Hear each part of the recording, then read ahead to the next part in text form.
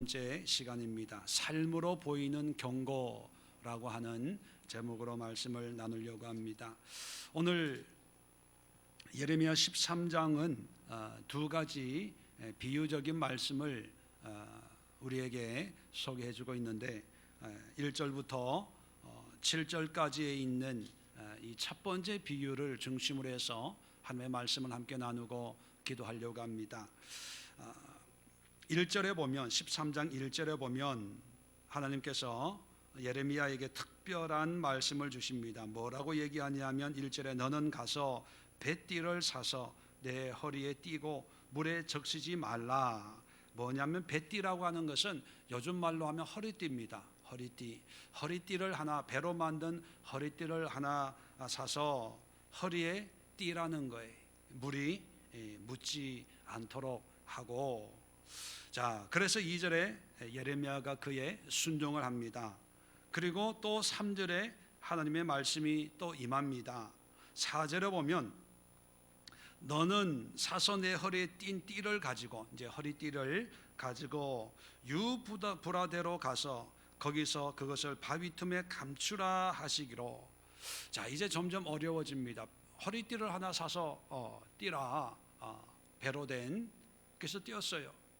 근데 며칠 얼마 뒤인지는 모르지만 하나님이 뜬금없이 유브라데로 가라는 거예요. 유브라데라고 하는 것은 바벨론 땅입니다. 티그리스와 유프라테스 강이 있는 지금의 이라크 지역쯤 되겠죠. 거기로 가라는 거예요.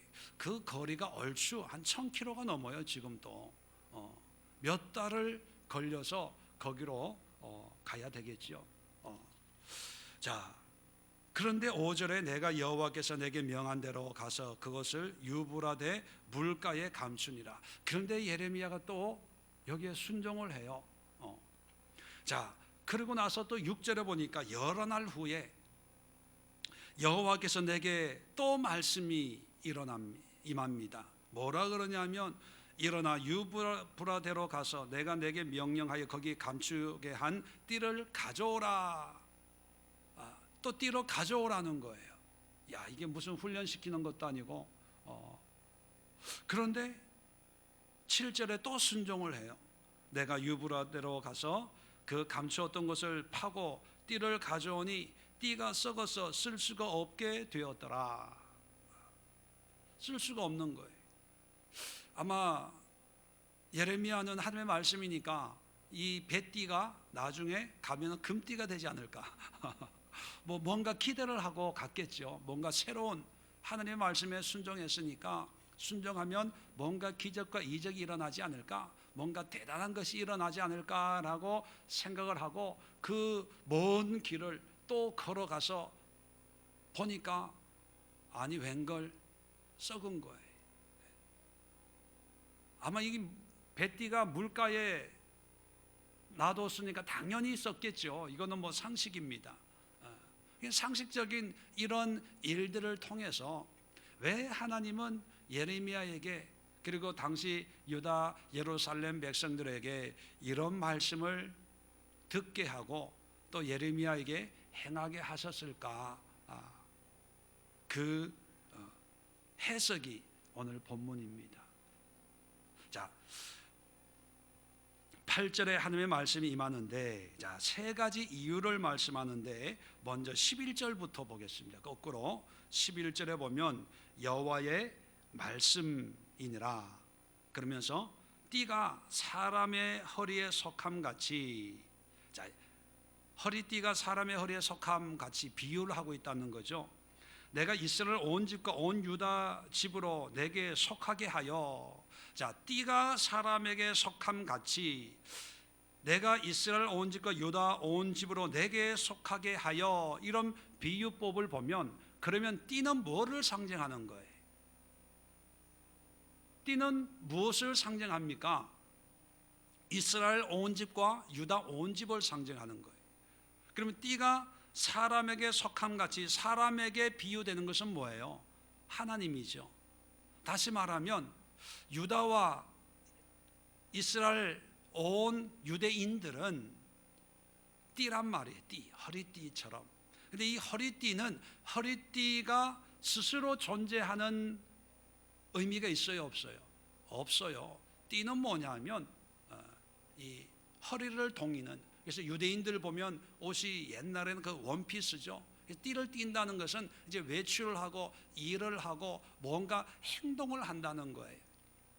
그래서 무의식적으로 이제 뭐 외출해야 되고 무슨 일을 하면 허리띠를 찾아가지고 질끈 동요 매고 그러니까 뭔가 하는 것처럼, 이 띠는 띠 스스로 존재의 의미가 없고 항상 어떤 사람의 허리에 있어서 그 허리를 동여줌으로 해서, 사실 띠는 허리만 동여주지 일은 사실 누가 합니까? 사람이 하는 거예요.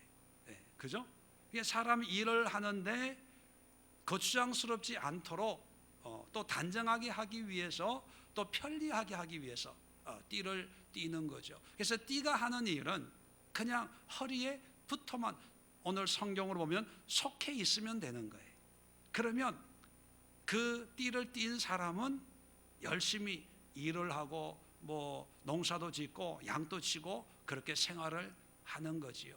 자, 이런 아주 상식적인 이 사실을 신앙적으로 비유하고 해석하고 있는 거죠. 뭐냐면 유대인들은 하나님의 허리띠라는 거예요.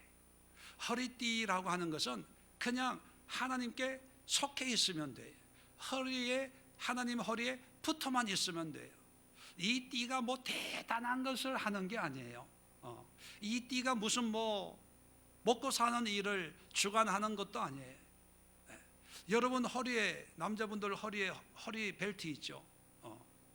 이 벨트가 뭐 허리띠를 했다고 월급을 더 많이 벌고 허리띠 안 했다고 뭐 월급 1단계 적고 그렇나요? 그냥 바지만 안 내려오게 이 나온 배를 잘 받쳐만 주면 그죠? 그 사명을 감당하는 거예요. 이게 허리띠가 있으면 이제 걱정 안 하고 일을 하는 거죠. 근데 만약에 허리띠가 없으면 어떻게, 자꾸 바지가 내려오면 어떻게 해요? 이렇게 신경 써서 일을 못 하는 거예요. 불편한 거예요. 하나님이 이스라엘 유대인들을 어떻게 비유하냐면 허리띠로 여긴다는 거죠. 자, 계속해서 성경을 봅니다. 내게 속하여 그들로 내 백성이 되게 하며 내 이름과 명예와 영광이 되게 하려 하였으나, 자, 허리띠가 되어서 하나님 허리에 딱 붙어 있으면 그것이 영광이고 그것이 은혜고 그것이 기쁨이죠. 허리띠의 사명이 뭡니까? 그래서 하나님께서 세상에 많은 민족이 있는 가운데 그 민족 가운데 유대 민족을 택하신 거예요. 여러분들도 뭐 양복 입을 때 집에 가면 넥타이가 있잖아요.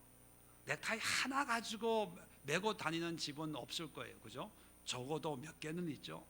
그 몇 개 있는 그 넥타이 가운데 내가 하나를 그냥 선택하는 거예요. 왜요?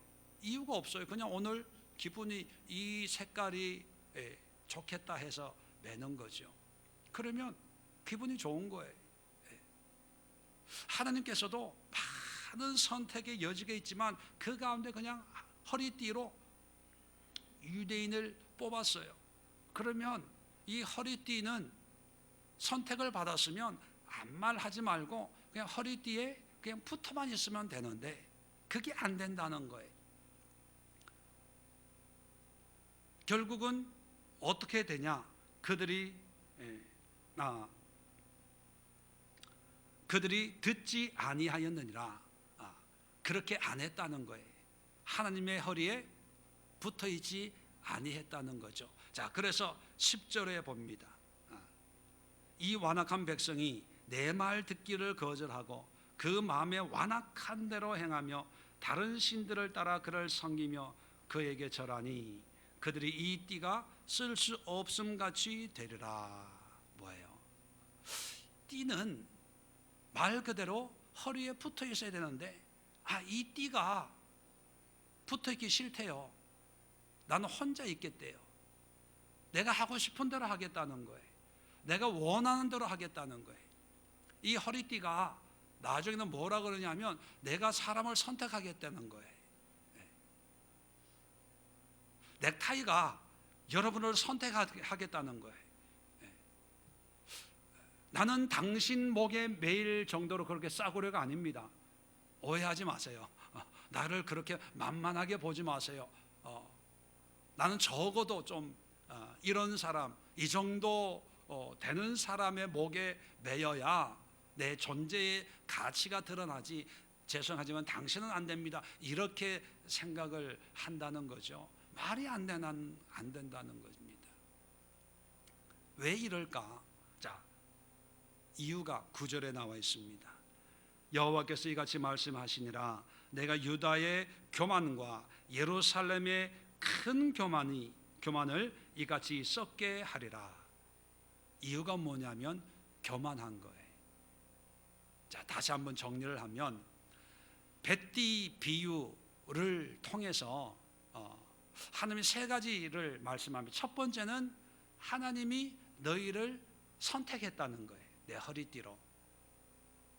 그러면 선택을 했으면 나에게 속해 있어야 되고 나에게 붙어 있어야 되는데, 10절에 보면 이 뱃띠 주제에 하나님의 말씀을 거절하는 거예요. 그리고 자기 마음에 완악한 대로 행하며 다른 신들을 따라 그를 섬기며 그에 절하니. 그러니까 뱃띠 주제에 자기가 뭔가 하겠다는 거예요. 자기 주관으로 살겠다는 거예요. 당신 없이 나는 나대로 행동하고 판단하고 할 테니까 나를 그냥 놔두라는 거예요. 자, 이런 모습을 9절에는요 뭐라고 표현하냐면 교만, 이렇게 표현하는 거예요. 교만. 결론은 뭐냐면 이스라엘, 유다 사람들이 하나님 앞에 교만하다는 거예요. 그러면 교만의 정의가 뭡니까? 우리는 교만의 정의를 아주 뽐내는 것, 잘난 척하는 것, 이런 것을 교만이라고 생각을 하지요. 예, 그것도 교만입니다. 그런데 성경에서는요 교만의 의미가 그런 것만이 아니라 자기 자리를 차지하고 지키지 않는 그런 상태도 교만이에요. 사탄이 교만을 했죠. 천사장 루시퍼가 교만을 했는데 어떻게 교만했습니까? 자기 자리를, 자기 지위를 지키지 않는 천사들, 있어야 될 곳에 있지 않는 거예요. 허리띠는 어디에 있어야 돼요? 허리에 있어야 되는데 허리에 있기를 싫어하는 거예요. 그래서 예레미야에게 허리띠를 유브라데 강가에 숨겨라. 장차 유브라데 바벨론으로 이 이스라엘 유다 민족을 포로로 끌려가게 하는 어떤 상징적인 의미를 주고 있는 것이죠. 심판하겠다는 것입니다. 필요 없다는 거예요. 썩게 하겠다는 것, 못 사용할 수 없도록 하겠다는 겁니다. 그 이유가 뭡니까? 교만이에요. 자, 그렇다면 우리가 이 교만을 어떻게 바라봐야 되냐 하면, 자, 뱃띠라고 하는 것은 뭐예요? 일상적인 거예요. 자랑할 게 없는 거예요. 내세울 게 없는 거예요. 뱃띠 자체로는 아무 의미가 없어요. 그런데 하나님이 허리를 띠는 띠로 선택했다는 것은 우리 한 사람 한 사람은 별로 내세울 것이 없는 존재라는 거예요. 뱃띠와 같은 존재라는 거죠. 특별한 게 없어요. 그런데 그 뱃띠의 존재의 가치나 의미는 사람의 허리에 묶여져 있어야 돼요. 용도대로 쓰임 받아야 된다는 거예요. 그런데 이 뱃띠 주제에 용도대로 쓰임 받으려고 하지 않고 그것을 거절해요. 거역해요. 그럴 때 하나님은 교만이다라고 여기신다는 겁니다. 자, 그렇다면 우리에게 교만의 의미는 잘난 척하고 뭐 대단한 척하고 이런 사람은 교만하다 이렇게 여기는 반면에, 그렇지 않는 나는 교만하지 않아, 이런 생각을 가져요. 왜? 교만의 모양을 어떤 그 잘난 척하는, 내세우는 어떤 드러나는 어떤 모양으로만 생각하다 보니까 그렇지 않는, 나는 순종 잘하고 뭐 남들이 하자 그러면 별로 거절도 안 하고 무슨 뭐 회의할 때 뭐 질문이 있습니다 이런 것도 안 하고 남들 하자고 하면 그냥 따라가요. 하지 말라 그러면 그냥 안 해요. 그런 걸 보면서 나는 적어도 교만하지 않아, 이렇게 여겨지는 부분이 있어요. 왜? 교만의 개념이 우리가 일상적으로 가지고 있는 거니까. 그런데 성경은요, 그런 사람도 교만이에요. 왜 교만입니까?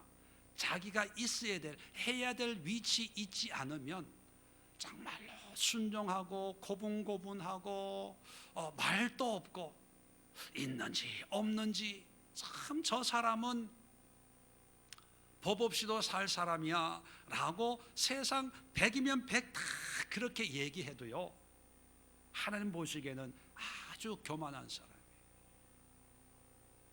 교인들 가운데도 그런 분이 있죠. 얌전하고 말 수도 없고 성실하고 근면하고 사람들 보면 참 믿음 생활은 저렇게 해야 돼. 아무개 집사님 보면 은혜가 돼. 어떻게 교회 와가지고 뭐 무슨 싫다 좋다 하는 말하는 소리가 없이 그냥 묵묵하게 자기 일을 하지. 신앙생활은 저렇게 해야 돼. 그런데 그런 사람이 교만일 수 있어요. 왜 교만입니까? 자기가 해야 될 일을 안 하는 거예요. 그럼 해야 될 일은 뭐냐는 거죠. 하나님께 붙어 있어야 되는 거예요. 하나님 앞에 하나님과의 관계에서 주어진 위치와 그런 영적인 위치를 차지하고 있어야 되는 거예요. 하나님께서는 김금률 집사님을 허리띠로 택했어요. 전채철 집사님을 넥타이로 택했어요. 예를 들어서 또 이한나 전도사님을 와이셔츠로 택했어요. 뭐 의복 비유가 나오니까 우리도 의복으로 비유합시다. 자, 김금률 집사님을 허리띠라고 비유를 하면, 자, 허리띠, 이게 명품이에요. 딸이 외국 나가서 사온 명품이에요. 그런데 이 명품을 아깝다고 360을 걸어놨나? 그러면 허리띠예요? 아니에요. 명품이지만, 비싸게 줬지만 그 허리띠는 내 허리에 둘러져 있어야 되는 거예요. 교회일 때 그걸 하고 내가 일상생활하고 하는데 불편함이 없도록 또 자랑할 만하면 우리 딸이 이거 선물해줬어 자랑도 하고 해야 되는데, 그걸 안 하고 귀한 거라고 진열장 안에다가 걸어놓고 혼자만 바라보고 있어. 쳐다만 보고 있고. 그러면 그 허리띠는요, 교만한 거예요. 교만하면 어떻게 한다고요? 갖다 버린다는 거예요. 아무리 명품이어도 쓰지 않는 것은 버려야 돼요. 넥타이도 마찬가지예요. 와이셔츠도 마찬가지예요. 아무리 귀한 것이든 또 반대로 아무리 천한 것이든 하나님이 택했으면 하나님 손에 그것이 사용되어져야 돼요. 그런데 사용 안 되고 자랑만 해요. 그러면 와 좋겠다 좋겠다, 야 이 넥타이 색상 정말로 죽여준다, 너무 멋있네 멋있네, 칭찬만 하면 뭐합니까? 아무 필요가 없다는 거예요. 이스라엘 백성들이 그런 거예요. 하나님이 선택을 했어요.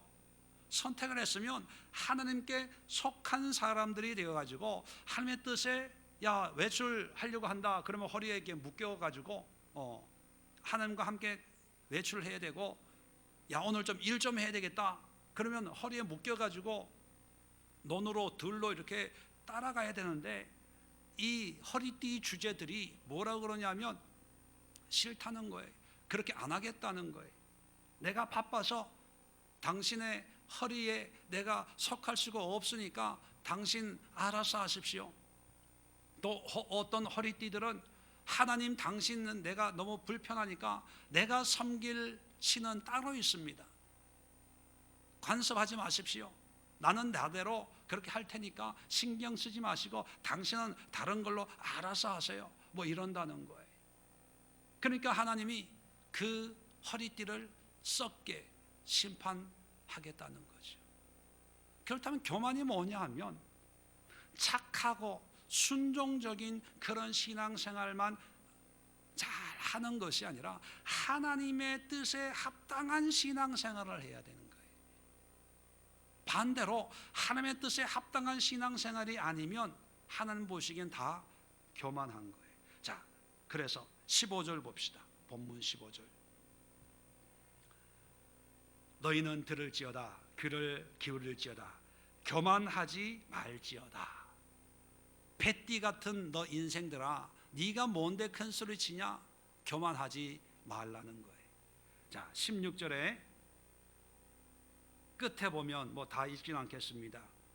어둠이 되기 전에, 다시 말해 하나님이 심판하기 전에 너희 하나님 여호와께 영광을 돌리라. 자, 여기서 영광을 돌리는 삶은 뱃띠, 배 허리띠에게 영광을 돌려라 라고 할 때 어떻게 영광을 돌릴 수 있습니까? 허리에 붙어 있는 게 영광이에요. 뭐 대단한 거, 허리띠가 뭐 넥타이처럼 써먹으라는 게 아니에요. 넥타이로 허리띠로 쓰라는 게 영광이 아니에요. 그냥 붙어만 있으면 되는 거예요. 붙어만 있으면. 제가 목회하면서 제일 안타까운 게 뭐냐 하면 생각하는 신앙의 모습은 굉장히 한 그림을 그리고 있어요. 그런데 그런 그림을 그리면서 아유, 목사님 기도해야 되는데 기도도 안 되고요. 뭐 해야 되는데 안 되고요. 뭐 해야 돼 안 되고. 중요한 것은 뭐 간증 듣고 뭐 책 한번 읽어보고 설교 듣고 은혜 받고 해가지고 뭐 어떤 믿음 좋은 어떤 그런 모양, 누구와 같이 어떤 권사님처럼 어떤 장로님처럼 어떤 누구처럼 그런 어떤 모델 같은 그런 신앙의 모습과 모양 물론 좋지요. 그런데 중요한 것은 그런 간증하는 분들도요, 중요한 것은 뭐냐면 하나님이 자기에게 주신 믿음의 분량을 채웠을 때 그런 간증이 만들어진 거거든요. 그렇다면 하나님은 나에게 또 주신 믿음의 분량과 모양이 있어요. 그걸 채우기만 하면 돼요. 다 바울이 될 수 있습니까? 다 베드로가 될 수 있어요? 아니에요. 바울은 바울의 신앙, 베드로는 베드로, 스데반은요 설교 한 번 하고 맞아 죽었어요. 그런데 베드로는요 설교하니까 3,000명 5,000명 회개하고 오는 거야. 나중에 천국 가가지고 스데반이 항의해. 하나님, 누구는 설교 한 번 하고 돌 맞아 죽는데 누구는 설교하고 인기 없고 목회가 잘 되고 부흥하고, 이거 나 시험 들었어요. 뭐 이러겠어요? 아니거든요. 아니고. 어떤 사람은 돌 맞아 죽을 수 있어요. 어떤 사람은 부흥할 수 있어요. 베드로가 바울 보기의 후배인데 전 세계를 다니면서 교회를 개척을 하는 거예요. 나는 아직도 예루살렘에서 이 골방에 숨어가지고 전전긍긍하고 시기하고 질투할 수 있지만 그러질 않아요. 그럴 필요도 없는 거예요. 중요한 것은 내 믿음의 분량, 허리띠면 그냥 허리에 붙어만 있으면 되는 거예요. 넥타이면 목에 붙어만 있으면 되는 거예요. 작은 악세, 귀걸이면요, 귀걸이는 어디에 붙어 있어야 돼요? 귀에 붙어 있어야 돼요. 요즘에 어떻게 코에도 붙어 있고요. 뭐 이상한 피어싱 뭐 이런 걸 하고 자리에 붙어 있어야 됩니다. 자기 자리에서 떠날 때 그것이 교만인 거예요. 그러니까 어떤 면에서는요, 저같이 작은 목회를 하는 목사가 뭐 큰 교회, 여의도 순복음교회 같은 그런 부흥을 주어봐서 이거 교만이에요. 하나님이 나에게 주신 믿음의 분량, 은사의 분량, 사역의 분량을 채울 때 그것이 하나님 보시기에 신실한 거거든요. 자, 그래서 하나님께 영광을 돌리라. 허리띠에게 영광은 허리에 붙어 있는 거예요. 그런데 사람들은 허리띠 보고 하나님께 영광을 돌린다고 생각해요? 안 해요? 안 해요. 세상 사람들은 안 해요. 그래서 조롱하고 비웃는 거예요. 그런데 성경은 뭐라 그럽니까? 그런 세상의 조롱과 비웃음을 당연하게 여기라는 게, 이상하게 여기지 말라는 거예요. 그러니까 세상이 비웃으니, 야 무슨 허리띠냐, 야 넥타이가 얼마나 멋있는데 뭐가 되려면 넥타이 같이 돼야지, 이런 말에 혹해가지고 나는 허리띠가 아니고 넥타이가 되고 싶습니다. 다 교만해지는 거예요. 다 타락해지는 거예요. 자, 또 봅시다. 17절입니다. 너희가 이를 듣지 아니하면 나의 심령이 너희 교만으로 말미암아 은밀한 곳에서 울 것이며 여호와의 양떼가 사로잡힘으로 말미암아 눈물을 흘려 통곡하리라. 자, 교만으로 말미암아 은밀한 곳에서 통곡한대. 18절입니다. 너는 왕과 왕후에게 전하기를 스스로 낮추어 앉으라. 관 곧 영광의 면류관이 내려졌다 하라. 자, 여기도 보면 왕과 왕후에게 스스로 낮추어 앉으라. 그러면 보좌를 이렇게 낮게 앉으라는 의미일까요? 교만하지 말라는 거죠. 그죠?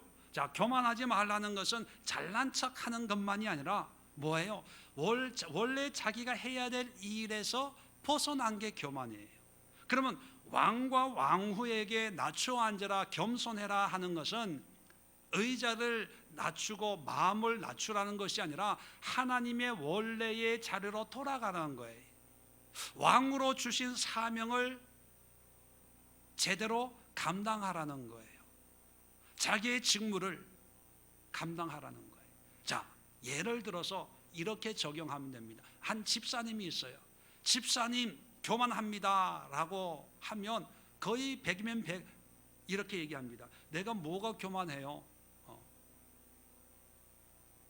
참 웃기네. 나보고 교만하대. 참 이상해. 그렇게 받아들입니다. 왜냐하면 본인은 뭔가 이렇게 대단하게 이렇게 주도적으로 뭔가 이렇게 잘난 척하고 드러내고 그러지를 않았다고 생각하는 거예요. 그런데 오늘 왕과 왕후에게 겸손하라라고 하는 것처럼 집사님 겸손하세요라고 하는 것은요, 하나님의 은혜, 믿음 안에 하나님과의 관계에 있는 자리로 돌아가라는 거예요. 그리고 왕이 하나님의 은혜의 자리로 돌아간다는 것은 뭐예요? 왕의 직무를 감당하면서 하나님이 주신 그런 권위를 가지고 백성들을 잘 다스리는 거예요. 왕의 직무를 기도와 말씀과 예배함으로 잘 다스리는 게, 그게 겸손해지는 거예요. 우리는 겸손 그러면 아유 예 유교적인 의미 있죠. 아유 예 아유 배고파도 아유 배불러요. 하고 싶어도 아유 전번에 했어요. 난 안 해도 돼요. 이게 사양 겸양지덕이 겸손이라고 생각하는데 여러분 잘못된 거예요. 우리 신앙생활 하는데 성경의 어떤 의미와 우리 유교적인 의미가 이렇게 뒤죽박죽이 돼가지고 우리는 거의 유교적인 세상에서 배운 어떤 그런 도덕적인 학문적인 의미로 성경을 보니까 이상하게 해석을 하고 이상하게 적용을 하고 신앙생활을 하는데, 성경적인 겸손은 그런 게 아니에요. 하나님의 뜻에 순종하는 거예요. 굴복하는 거예요. 그래서 왕으로서 백성들에게 이 땅을 내가 잘 다스리겠습니다, 하나님의 뜻대로 통치하는데 반역하는 사람이 있으면 내가 가만 안 둘 것입니다. 죽일 것입니다. 감옥에 보낼 것입니다. 막 큰 소리를 쳐요. 자, 이게 교만일까요? 겸손일까요? 믿음 없는 사람들이 볼 때는 야 갑자기 왕이 왜 저래? 교만해졌네? 라고 여겨질 수도 있지만, 하나님의 뜻을 이루기 위해서는 그렇게 큰 소리 치고 권력을 이용하는 것은 교만이 아니에요. 예수님이 30대의 예수님이 성전에 유월절 맞이해서 성전에 갔는데 사고 팔고 하는 장사꾼들이 있잖아요. 그리고 당시에 성전을 관리하는 사람들은요 다 지체가 높은 제사장들이에요. 나이로 치면 유대인들도 이 서열을 굉장히 중요시 여기거든요. 나이나 뭐 이런 게.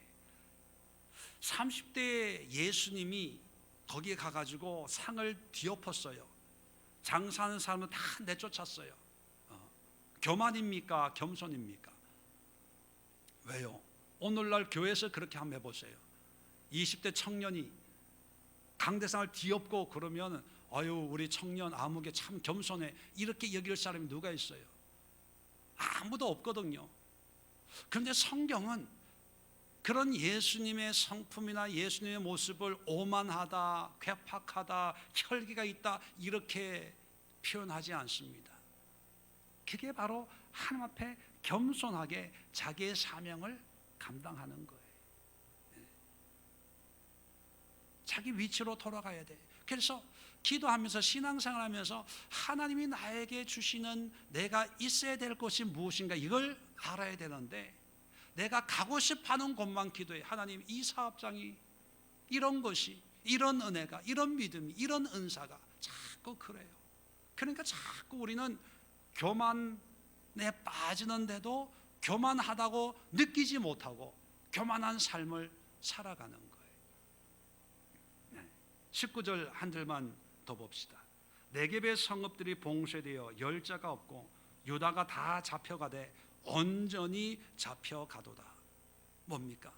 유브라데 강에 썩은 그 배처럼 유다가 이 교만 때문에 다 잡혀가서 유브라데 바벨론으로 다 끌려가게 될 것이다. 이것이 오늘 배띠로 삶으로 보이는 하나님의 경고의 음성입니다.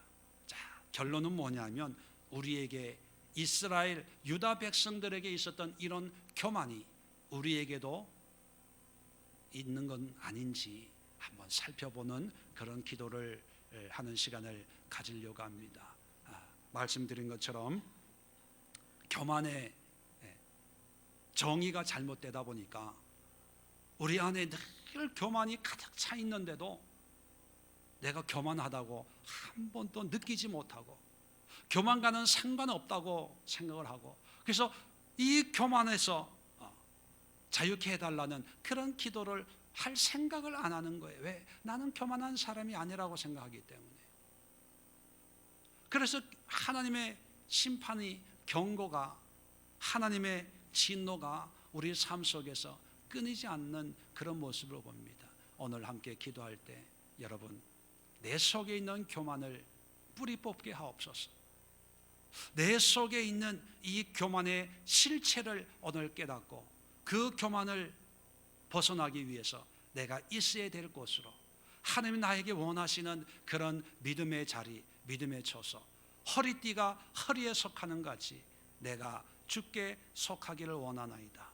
나에게 믿음을 주시고 은혜를 주시고 오늘 이 시간 겸손하여 하나님을 섬기고 예배하는 그런 하나님의 백성으로 새로워질 수 있도록 은혜를 달라고 함께 기도하는 시간 갖도록 하겠습니다. 제가 먼저 잠시